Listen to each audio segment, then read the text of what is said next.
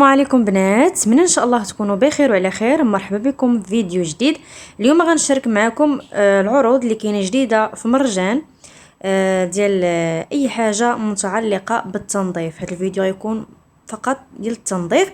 كيف غتشوفوا معايا غادي نشارك معكم كلشي داكشي اللي كاين جديد اللي كاين في مرجان.